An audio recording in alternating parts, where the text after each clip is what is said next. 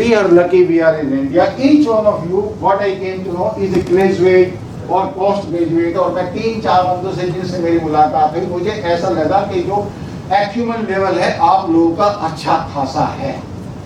By any chance, you all people are young. सोचा तो होगा ना कि क्या बनेंगे?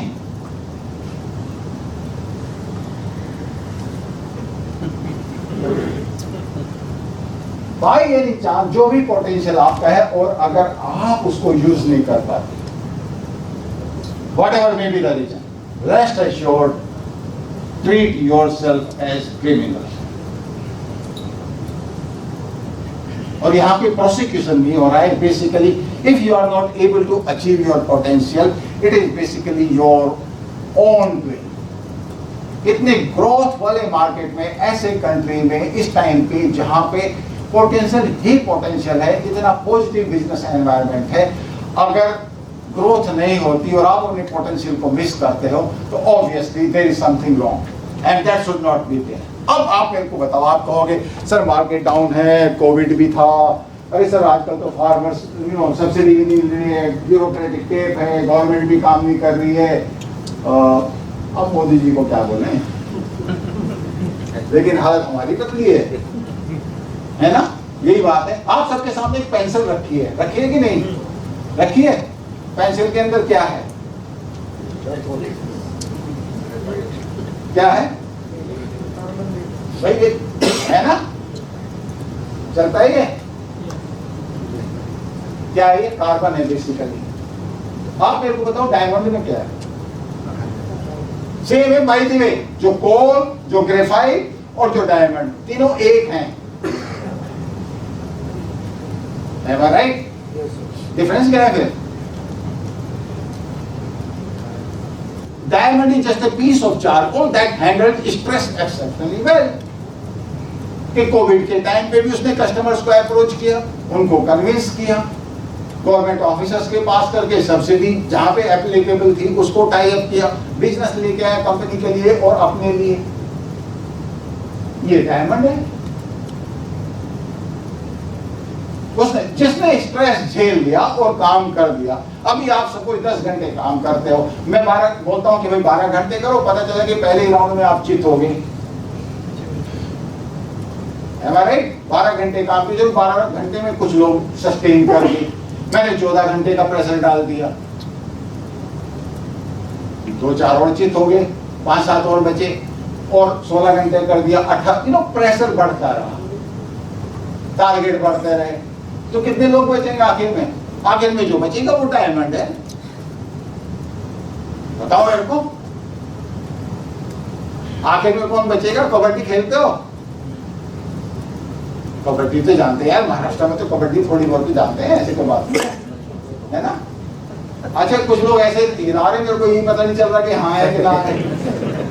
जानते हैं लेकिन खेलते नहीं. अरे वो ठीक है, अब जो कॉर्पोरेट में आ गई तो वही कबड्डी दूसरे टाइप की हो जाती है. ओके. नसीब जिनके ऊंचे और मस्त होते हैं, इम्तिहान भी उनके इतने जबरदस्त होते हैं. आप लोग अपने अपने गांव से, स्मॉल टाउन से निकल के इस बिजनेस में आए हो, एक फेथ लेके, एक डेस्टिनी लेके, तो ऑब्वियसली देखो एग्जाम तो पास करने पड़ेंगे ना. अगर 1 करोड़ से 10 करोड़ पे पहुंचना है तो एग्जाम तो देने पड़ेंगे ना. 2 करोड़ का भी एग्जाम होगा, 5 करोड़ का भी होगा. जैसे हाई स्कूल होता है, फिर इंटरमीडिएट हो जाता है, फिर ग्रेजुएशन हो जाता है, फिर पोस्ट ग्रेजुएशन होता है. 15 करोड़ का अकेले का business, that sort of situation. तो एग्जाम तो डिफिकल्ट होने ही है, और अगर जिंदगी में आगे बढ़ना है तो मेहनत करने के लिए तो तैयार होना पड़ेगा. एम आई राइट? ऐसा नहीं होगा कि बगैर मेहनत किए हुए आप सब कुछ आ जाए, पॉसिबल नहीं है. आपको वो अपनी डेस्टिनी के लिए एफर्ट करना पड़ेगा.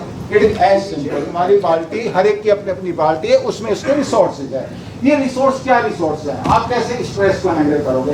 अब स्ट्रेस का मतलब है फाइनेंशियल स्ट्रेस भी हो सकता है. बाय एनी चांस, अगर देखो सीधी सी बात है, अगर आपकी तनख्वाह से ज्यादा आपका ईएमआई बनता है, बिजनेस वाले हो, समझते हो ना.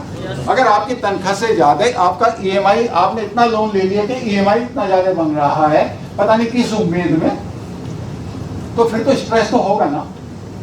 अगर आप बगैर मास्क के घूम रहे हो और कोविड चारों तरफ फैला हुआ, स्ट्रेस होने की पॉसिबिलिटी तो है. अगर आप अपनी बीवी से झगड़ा करोगे तो स्ट्रेस तो आएगा ना, या सीधी कैजुअलिटी हो जाओगे? Am I right? Yes. Stress तो आएगा ना। द पॉइंट इज कि आपको ऐसी हेल्थ अपनी ऐसी इम्यूनिटी रखनी है कि आप पे स्ट्रेस ना आए। ये आपकी बकेट है। और अब आप देख लो, अगर आप अपने बॉस से झगड़ा करोगे तो पंगा तो होना ही है। बॉस से मतलब आपकी वाइफ। मेरी बात समझ मैडम? नहीं, आपको कहने की जरूरत नहीं है।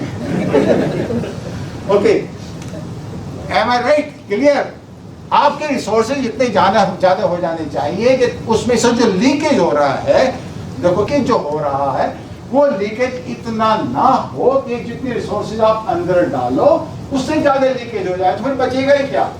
ना हेल्थ, ना वेल्थ, ना सोशल स्टेटस। तो बेसिकली जब आप ऐसी सिचुएशन में पहुंचोगे तो आपको स्ट्रेस होना ही है।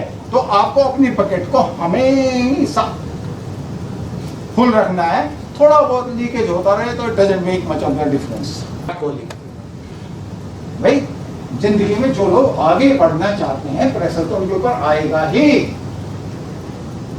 पड़ोसी के ऊपर थोड़ी ना आएगा। पढ़ना आप चाहते हो प्रेशर किसी और पर नहीं होगा। And that is what Virat Kohli says, being under pressure is a privilege. और इंडिया में दो ही लोगों के काम डिफिकल्ट हैं, बताना किस किस के?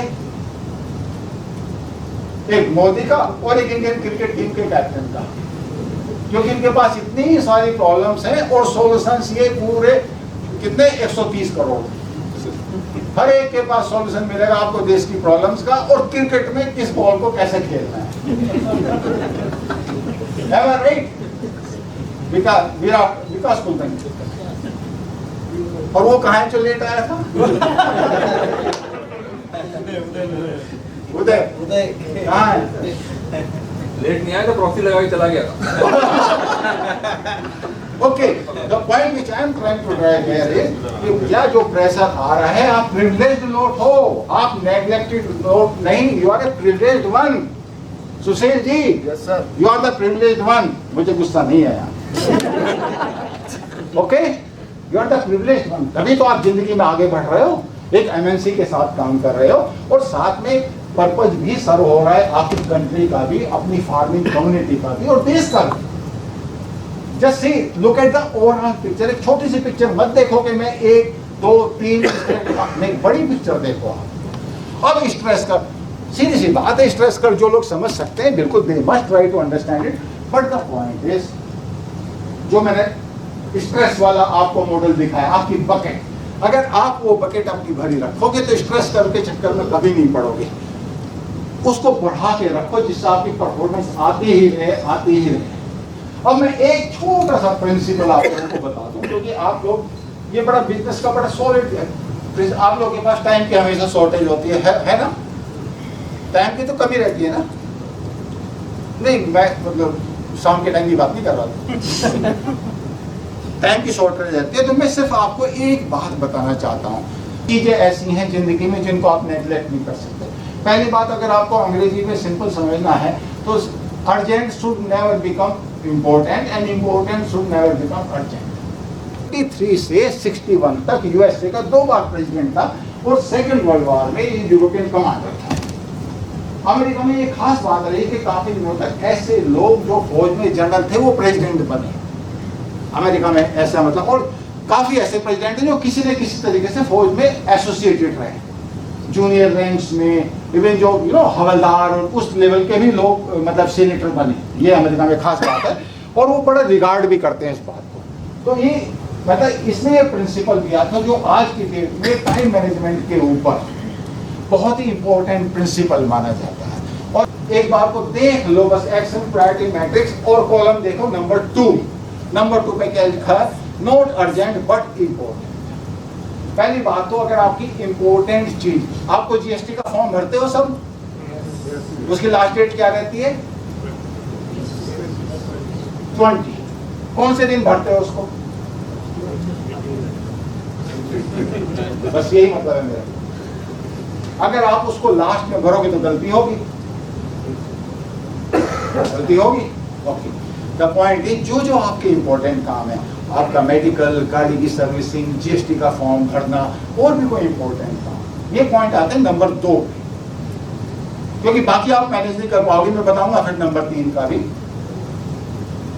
ये जो काम है हमेशा टाइम से कर लो। गाड़ी की सर्विसिंग नहीं कराओगे तो पता चला कि आप जो है कंपनी की मीटिंग के लिए गोवा आ रहे हो, रास्ते में गाड़ी ब्रेक डाउन हो गई।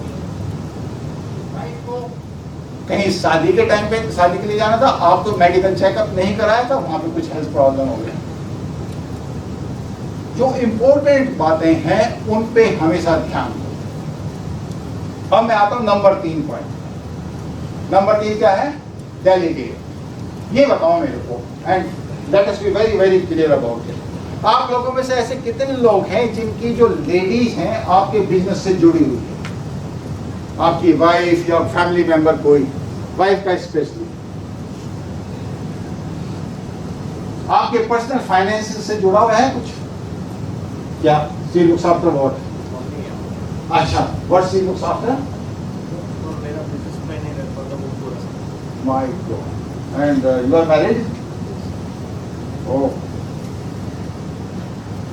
नहीं, अदरवाइज तो आप खुश नजर आ रहे हो। Okay, good, but that credit goes to your father. Let us be very clear about it, है ना? हाँ, that credit goes to your father. आप देखो, मैंने you know what I have done is, मेरे जितने फाइनेंसिंग है मैंने अपनी वाइफ को डेलीगेट कर। नंबर 3 देखो पॉइंट 1, नंबर 3 पे क्या है? डेलीगेशन। अपनी वाइफ को डेलीगेट कर दिया और खुद मैं गोवा में घूम रहा हूँ। जो रिसोर्सेज आपके पास है, क्वेश्चन इज, मैं तो थोड़ा लाइटर में इनमें जिससे आप लोग थोड़ा उसको एंजॉय करो। द पॉइंट इज कि जो रिसोर्सेज आपके पास हैं उसको वहां पे यूज करो। जस्ट थिंक ऑफ इट, क्योंकि जैसे जैसे बिजनेस बढ़ेगा 1 करोड़ से 2 करोड़ 3 करोड़ आपको रिसोर्सेज की जरूरत पड़ेगी। और उस हालत में अगर आप अपने लाइफ पार्टनर की, और आजकल first of all let us be very very factual about it, ladies are very very systematic in certain aspects of life. मानते हो कि नहीं? घूमना ही पड़ेगा। इतना इजी नहीं है घर को चलाना और आपको मैनेज करना। तो दे आर वेरी वेरी करते हैं, मैं समझता हूँ आपकी बात।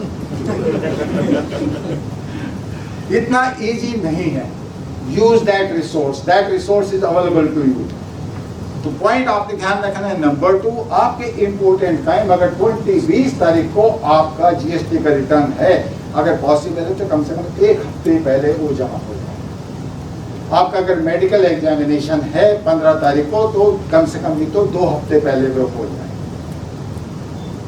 अगर बाय एनी चांस कम से कम 6 महीने में, अभी नहीं, right now you people are young so you probably can afford, but otherwise health के साथ कोई भी कंप्रोमाइज आप ना करें।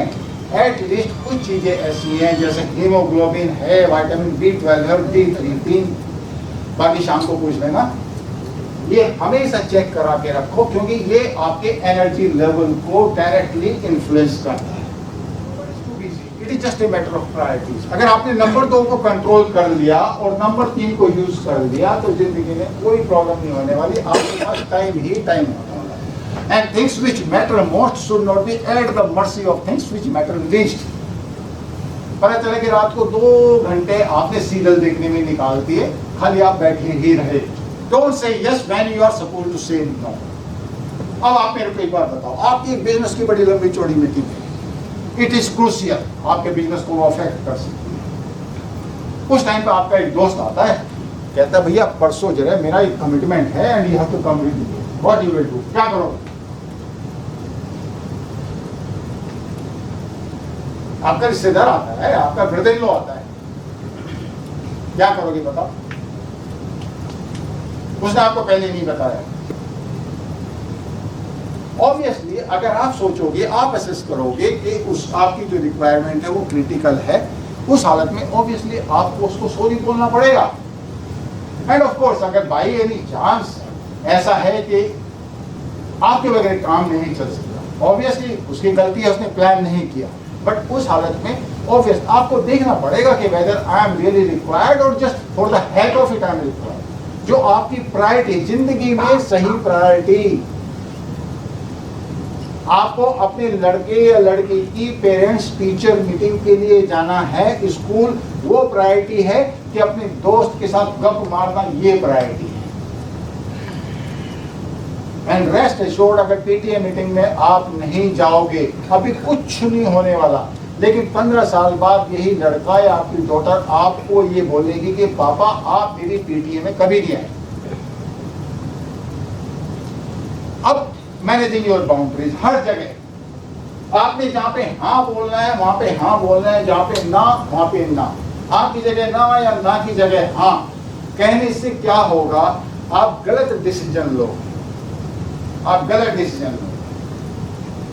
और कई बार एक छोटी सी आपकी हिच आपको एक लॉन्ग टर्म प्रॉब्लम में डाल देगी, और जो लॉन्ग टर्म प्रॉब्लम के कभी कोई शॉर्ट टर्म सॉल्यूशंस नहीं होते।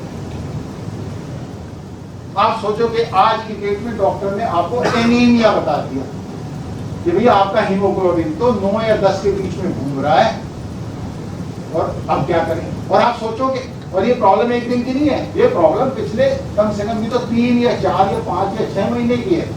और पता चला कि आपका एनर्जी लेवल डाउन हुआ, तो फिर आपने ब्लड टेस्ट कराया, तो जितने दिनों में आपको एनीमिया या और कोई लेगा, ब्लड प्रेशर ले लो या कुछ भी डायबिटीज ले लो। लॉन्ग टर्म प्रॉब्लम्स के कभी भी शॉर्ट टर्म सॉल्यूशंस नहीं होते।